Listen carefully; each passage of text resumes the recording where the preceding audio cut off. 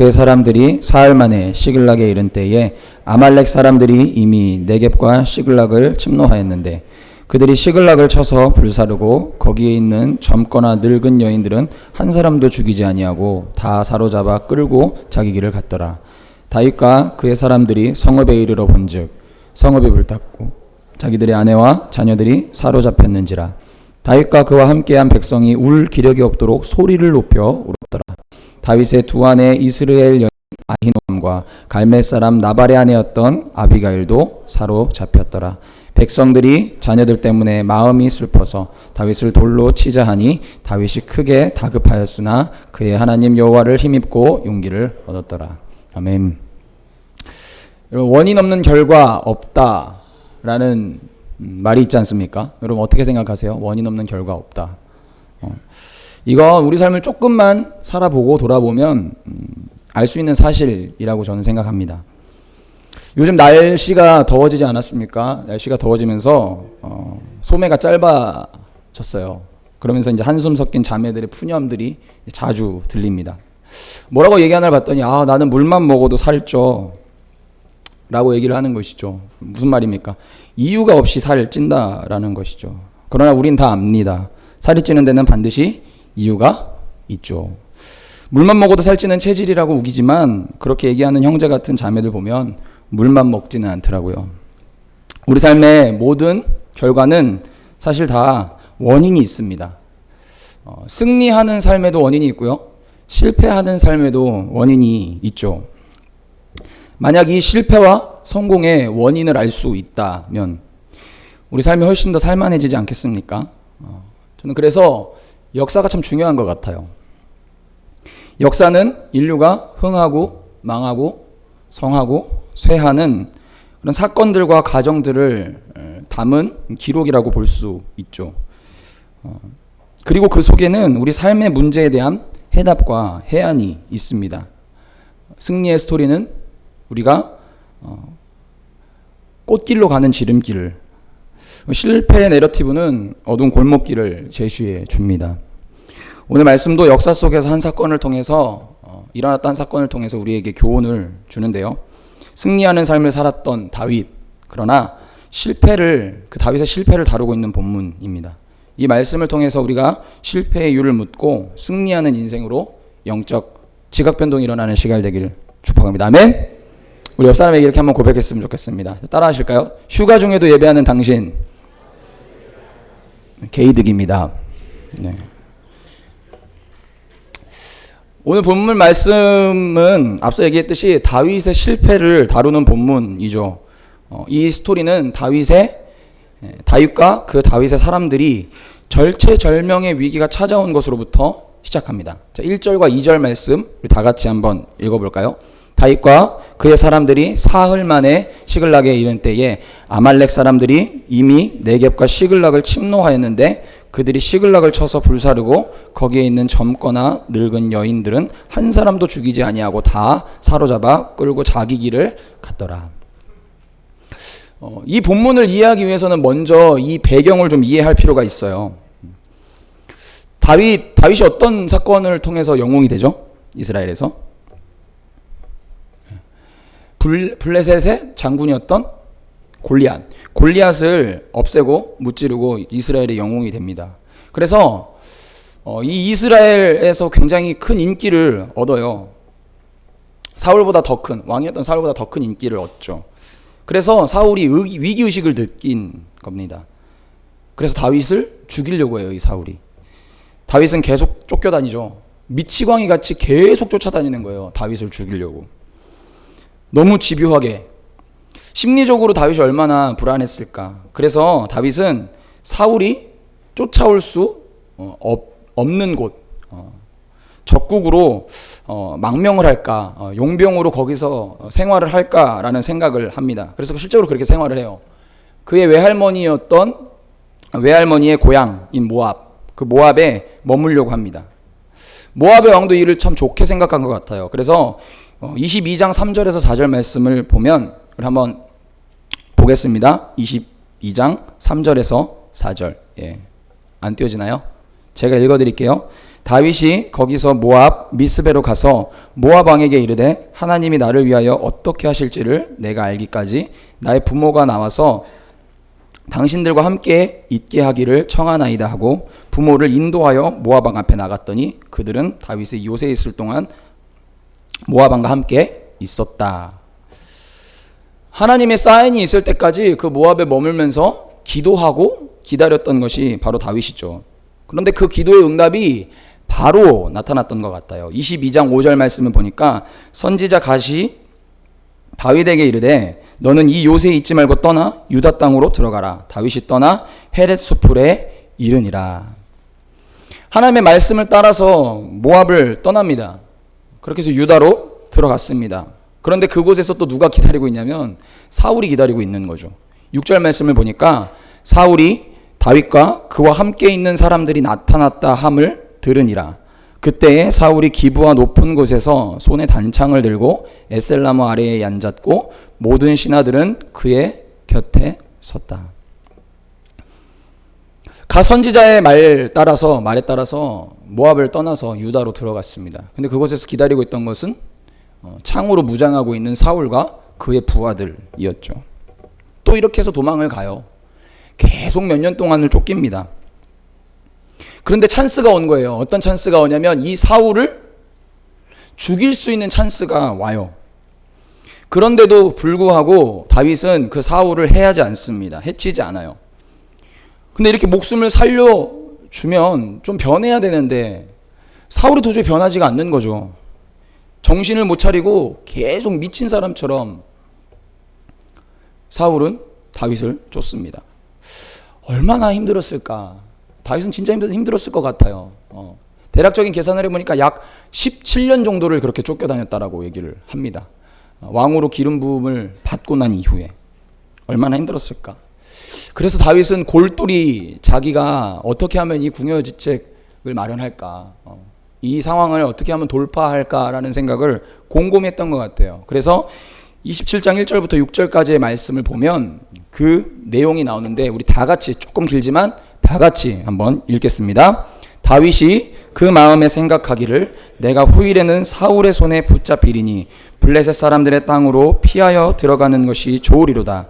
사울이 이스라엘 온 영토 내에서 다시 나를 찾다가 단념하리니 내가 그의 손에서 벗어나리라 하고 다윗이 일어나 함께 있는 사람 600명과 더불어 가드 왕 마옥의 아들 아기스에게로 건너가니라. 다윗이 가드에 도망한 것을 어떤 사람이 사울에게 전하매 사울이 다시는 그를 수색하지 아니하니라. 다윗이 아기스에게 이르되 바라건대 내가 당신께 은혜를 입었다면 지방 성읍 가운데 한 곳을 내게 주어 내가 살게 하소서.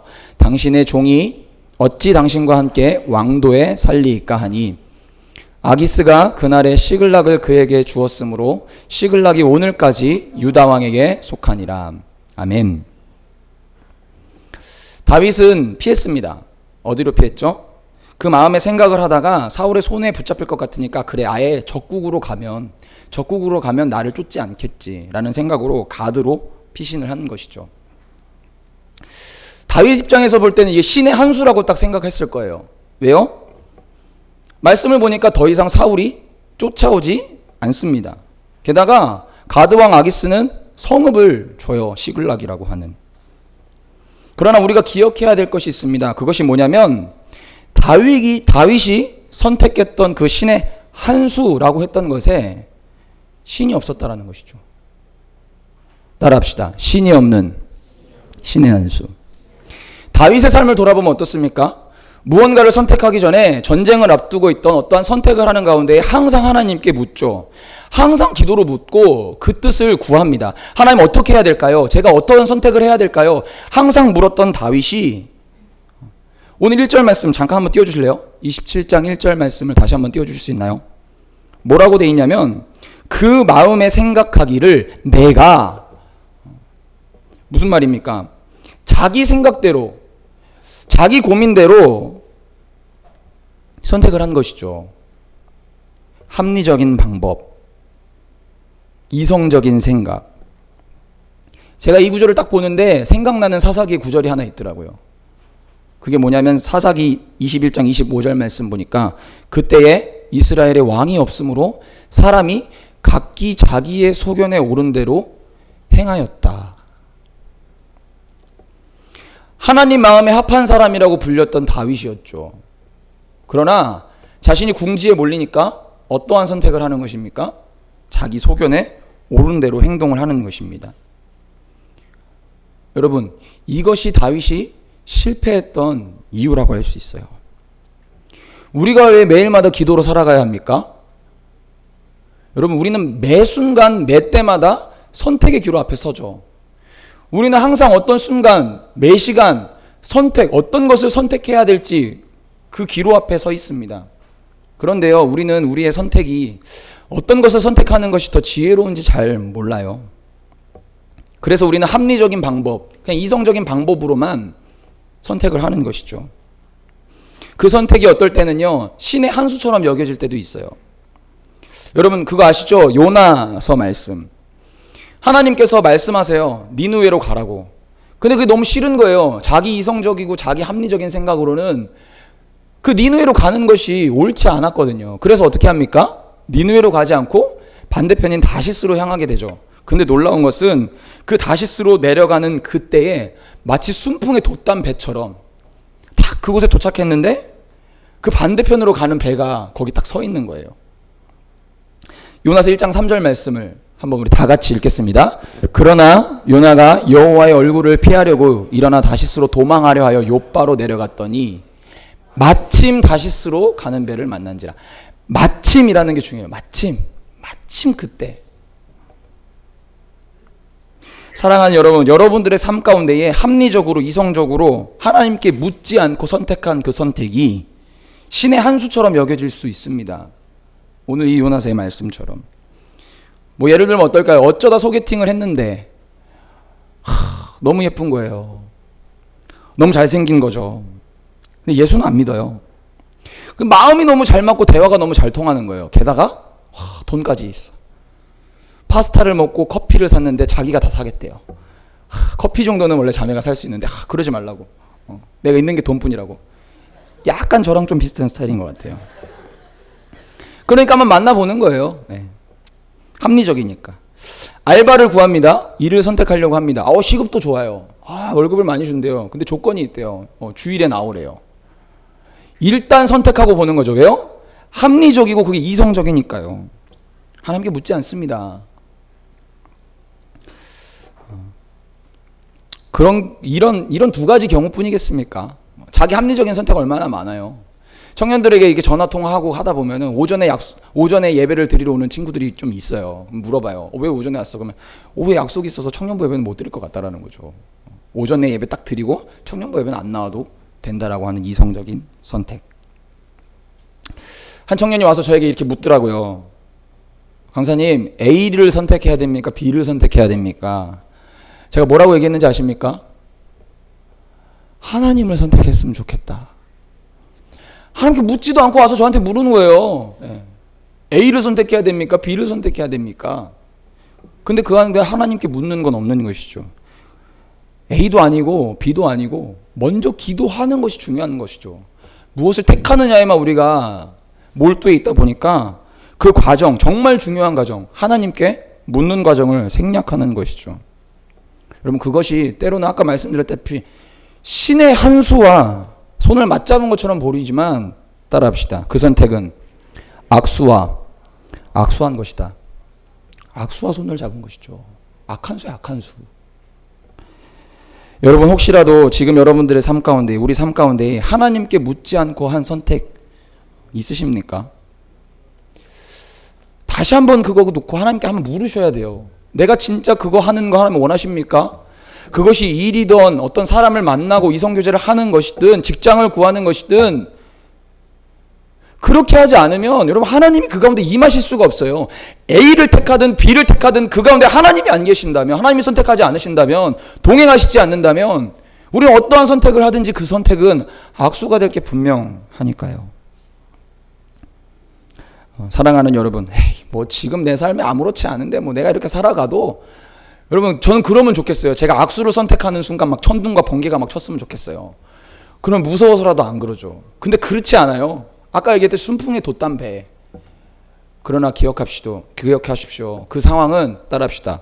폭풍 전야다. 폭풍 전야. 일이 잘 아주 술술 풀리는 것 같지만, 평화로운 것 같지만 절대 그렇지 않습니다. 프랜시스 윌라드라는 사람 혹시 아십니까? 굉장히 능력 있는 사람이었는데, 이 사람이 35살 되던 해에 이 사람이 교수로 있던 노스웨스턴이라는 대학에서 총장 자리를 제시받습니다. 근데 똑같은 그 시기에 여성절제회라고 하는 곳에서 지부장 자리를 맡아달라는 연락이 동시에 온 거예요. 근데 조건이 뭐였냐면 봉급이 없다는 거예요. 여성들의 인권을 상장시키고 노동자들의 어떤 그런 권위를 보호하는 그런 귀한 일을 하는데, 근데 월급을 줄 수 없다라고 하는 이 말 앞에 이 사람은, 이 윌라드는 너무나도 그 총장 자리를 택하고 싶었어요. 그런데 기도를 합니다. 하나님께 묻습니다.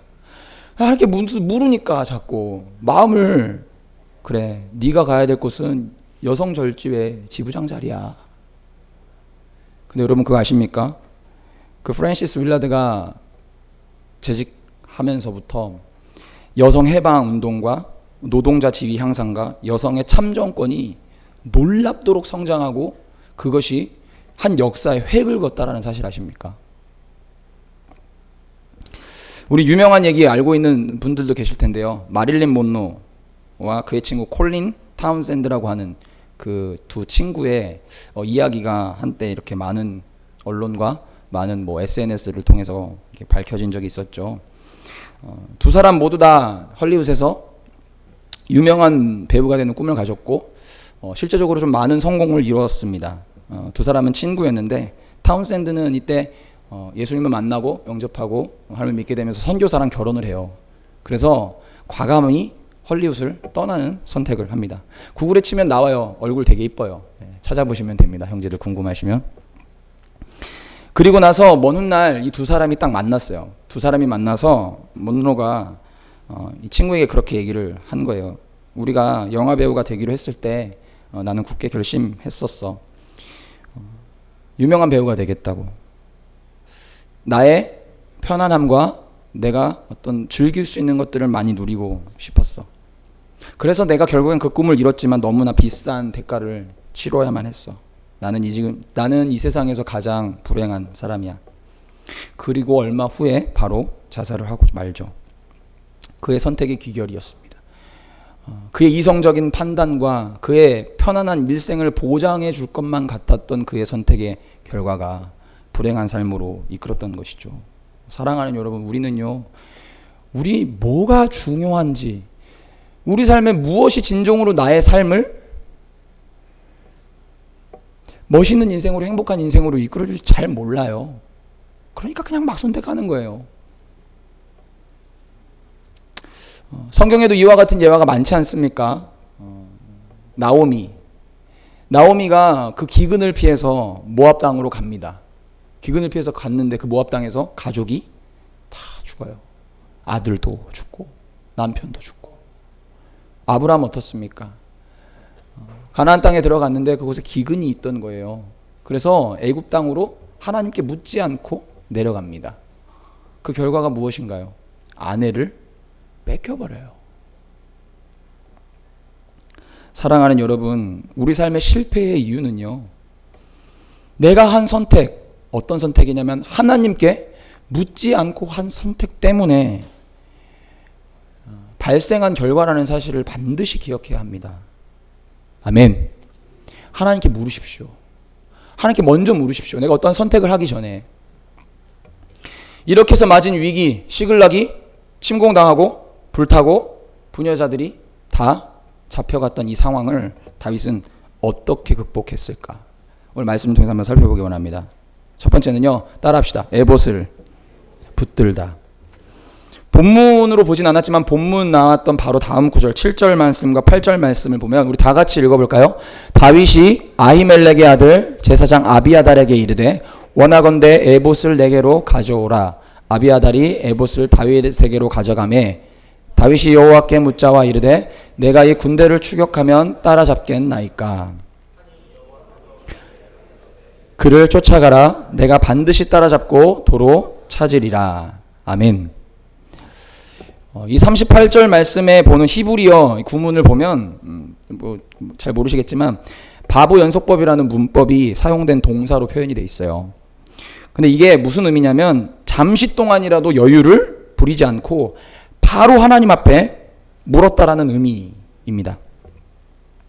다윗은 즉시 제사장에게 에봇을 가져오라고 명령합니다. 이 에봇이 뭐냐면 하나님의 뜻을 물었을 때 사용했던 제사장의 겉에 입었던 옷이거든요. 이것을 바로 갖고 오라고 명령하는 것이죠. 그리고 하나님께 묻는 것이죠. 하나님 어떻게 해야 되겠습니까, 제게? 여러분들이 잘못된 선택을 했다 해도 여러분 하나님은 기다리고 계세요. 그 가운데 하나님께 다시 묻기를 기다리고 계세요. 제가 좋아하는 모 개그맨이 항상 TV에 나와서 했던 말이 있는데 그게 뭐냐면 늦었다고 생각할 때는 진짜 늦은 거다. 이 사람 되게 절망감을 안겨주고 이 길을 팍 꺾는 데 있어서 되게 1인자 같아요. 그래서 저는 이 말에 동의할 수가 없어요. 왜냐하면 성경 가운데 수많은 기사들은 이것과 정반대되는 얘기를 해요. 늦었다고 생각한 그때가 적기라는 거예요. 내가 잘못된 선택을 했지만 하나님의 말씀이 들려왔을 때 그것이 잘못된 것이라고 알려주셨을 때에 그것을 돌이킬 수 있는 것이 신앙이고 믿음이라고 성경은 얘기하고 있는 것이죠. 사랑하는 여러분, 내가 너무 멀리 왔나 싶은 그때 다시 멈춰야 할 줄 믿습니다. 아멘. 그때가 최적의 타이밍인 것이죠. 오늘 말씀을 통해서 여러분들 삶 가운데 찔리는 한 구석이 있을 거라고 저는 생각합니다. 다시 하나님 앞에 물으십시오. 여러분들 정말 이 부분에 대한 하나님의 뜻을 구하고 싶은데 그 뜻을 알지 못하겠다라고 생각되시는 분들이 있다면 여러분, 공동체는 그래서 존재하는 거예요. 제가 존재하는 목적이 뭡니까? 여러분, 그러려고 있는 거예요. 여러분들이 물으라고요. 많이 물으시는 여러분들 되게 소망합니다. 아멘. 팀장들이 왜 있습니까? 조장들이 왜 있습니까? 같이 고민하고 그 혼자 아파하지 마시고 같이 나누고 그 삶을, 그 고민을 해결해 나갈 수 있는 것이 공동체의 힘이잖아요. 아멘. 하나님께 묻는 여러분 되십시다. 아멘. 다윗이 기도하자 하나님께서는 즉시 응답하시죠. 그를 쫓아가라고 얘기하십니다. 내가 반드시 따라잡고 도로 찾겠다라고 말씀하고 계시죠. 그러나 이거 쉽지 않았어요. 왜 쉽지 않았냐면 아말렉이라고 하는 이 민족의 특성 때문이에요. 이 아말렉 민족은 유목민족이거든요. 한 거처를 이렇게 정하고 살아가는 것이 아니라 끊임없이 움직여요. 그래서 이 민족은 되게 성경에서 가장 악한 민족이고 악의 근원, 사탄의 대명사다 이런 얘기를 많이 하거든요. 근데 이 아말렉이라는 민족이 계속 움직여 다니기 때문에 약탈을 일삼고 하는 민족이기 때문에 거처가 어딘지를 몰라요. 찾기가 쉽지가 않겠죠. 9절 10절에 보면은 또 병사들이, 지친 병사들이 계속 나오기 시작해요. 이제 따라갈 수 없는, 왜 지치니까 3일 걸어서 왔는데 또 이제 아말렉 족속을 따라 잡으려고 하면 얼마나 힘들겠어요. 얼마나 고단하겠어요. 지친 병사들이 나오기 시작하고, 그때에 다윗이 이 상황을 극복할 수 있는 결정적인 사건이 등장하는데, 오늘 본문 뒤에 나오는 얘기지만 11절부터 우리 한번 14절까지 조금 길지만 우리 다 같이 한번 읽겠습니다. 무리가 들에서 애굽 사람 하나를 만나 그를 다윗에게로 데려다가 떡을 주어 먹게 하며 물을 마시게 하고 그에게 무화과 뭉치에서 뗀 덩이 하나와 건포도 2송이를 주었으니 그가 밤낮 사흘 동안 떡도 먹지 못하였고 물도 마시지 아니하였습니다. 그가 먹고 정신을 차림에 다윗이 그에게 이르되 너는 누구에게 속하였으며 어디에서 왔느냐 하니 그가 이르되 나는 애굽 소년이요 아말렉 사람의 종이더니 사흘 전에 병이 들매 주인이 나를 버렸나이다. 우리가 그렛 사람의 남방과 유다에 속한 지방과 갈렙 남방을 침노하고 시글락을 불살랐나이다.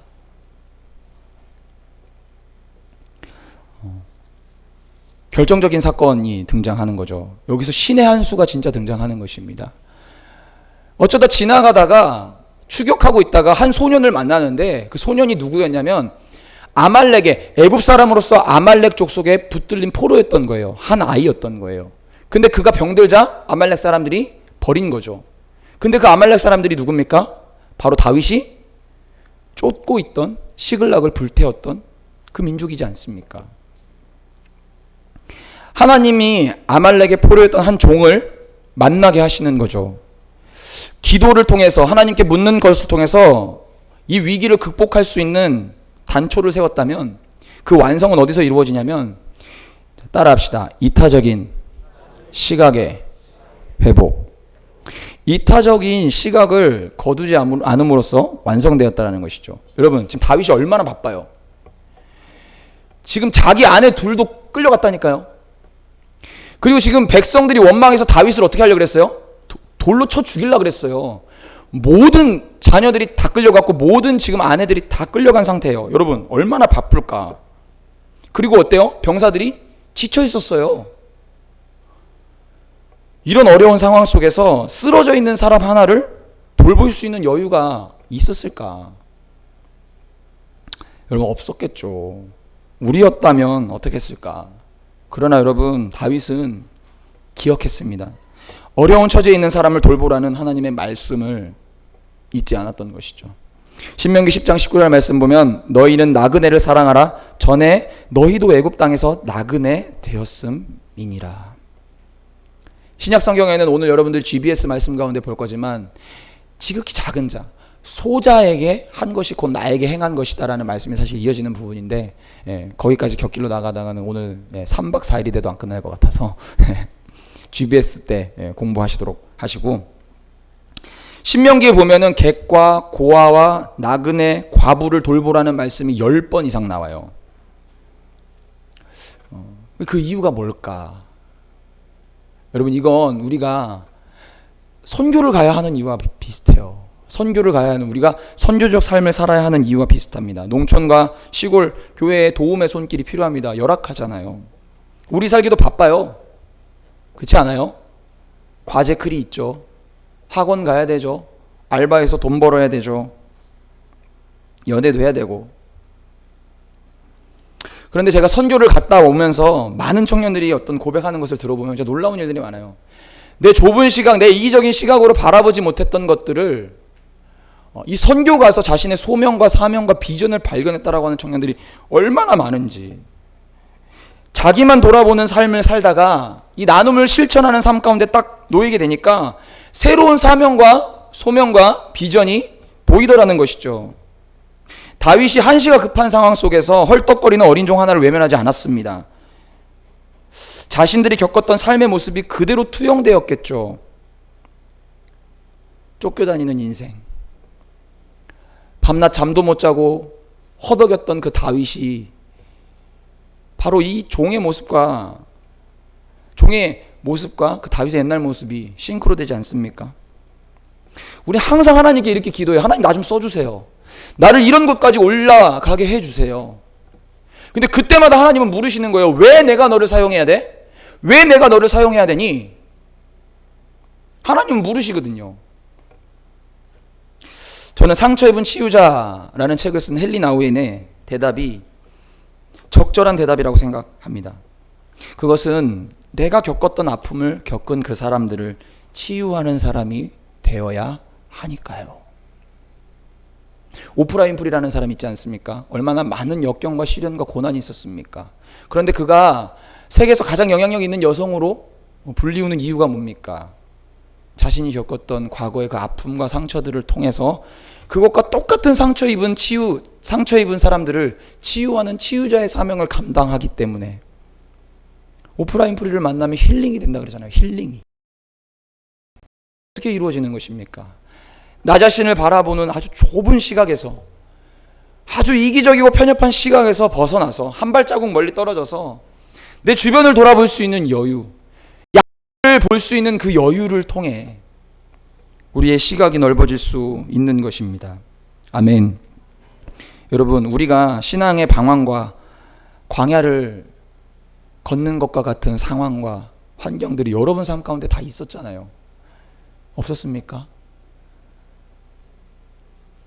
그때마다 여러분들을 위해서 기도했던 사람이 없다고 생각하세요? 여러분들이 지금 이 자리에 있기까지는 많은 수고의 눈물과 헌신과 기도가 쏟아졌다라는 사실을 여러분들은 기억하셔야 해요. 그렇게 해서 이곳에 발을 들이셨고, 그렇게 해서 여러분들이 신앙생활을 할 수 있는 사람들이 되었다라는 거 다 인정하시지 않습니까? 왜 그 하나님께서 여러분들에게 은혜를 주셨다고 생각하세요? 그것은 그 받은 사랑을 베풀라고요. 그 받았던 사랑을 나누라고요. 단순히 선교 한 번의 문제를 제가 얘기하고 있는 것이 아니라 여러분들의 삶 자체가 선교적 삶이 돼야 된다는 거예요. 미셔널 라이프. 맨날 강조하는 거 아닙니까? 사랑하는 여러분, 우리가 그런 인생이 되기 위해서는 약자를 돌볼 수 있고 교회 안에서 함께 할 수 있는 그 공동체에 참여할 수 있는 여러분들이 되셔야만 그런 삶을 살아갈 수 있는 것이죠. 지금 내 것만 바라보면서 그렇게 살아가지 못하는데 내가 나중에 그런 삶을 살아갈 수 있을 것이다. 여러분, 그거 교만입니다. 어불성설인 것이죠. 사랑하는 여러분, 우리는 선교적 삶을 살아가야 합니다. 그런 인생이 돼야 합니다. 우리 지금 그렇게 살아가고 있지 못하잖아요. 그래서 단기 선교는 그런 삶 가운데 우리의 삶에 물 한 방울을 줄 수 있는 저는 귀한 장치라고 생각해요.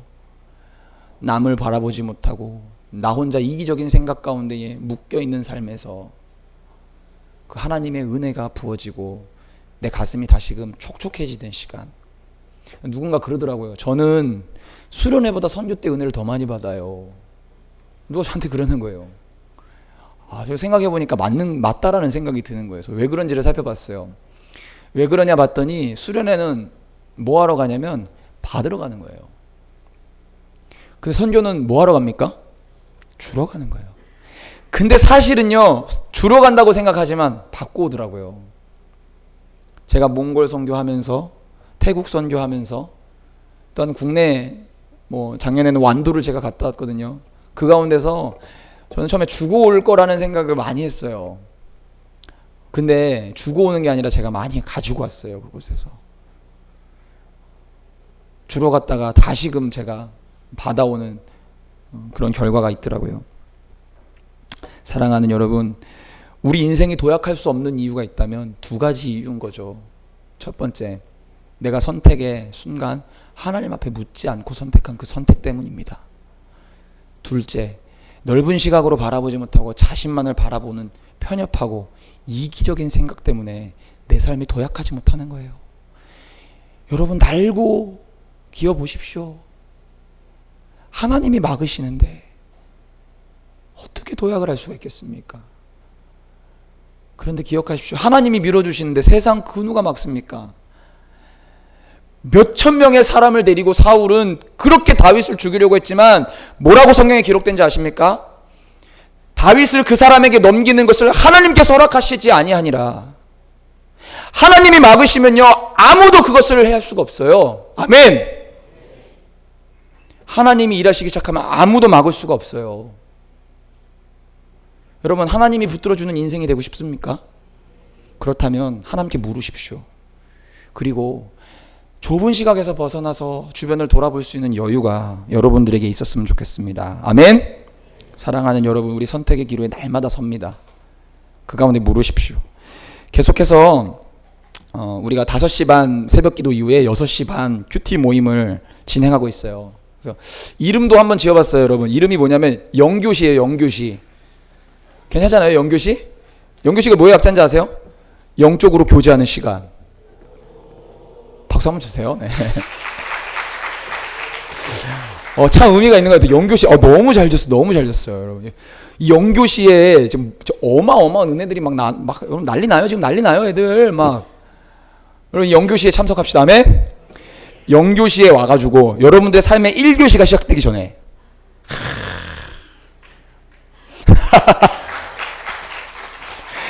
이제 여러분들 박수 칠 때 표정이 어떤지 아세요?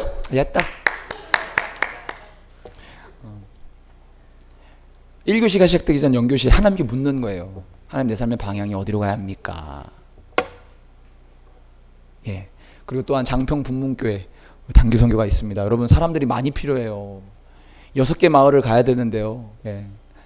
지금 인원 가지고 다 할 수 있을까? 마음 가운데 제 막 소망이 생기는 거예요. 왜냐면 우리나라에서 진짜 유명한 교회들이 와가지고 막 전도 집회를 하고 막 거기서 전도를 했는데 제일 많이 온 때가 5명 왔대요.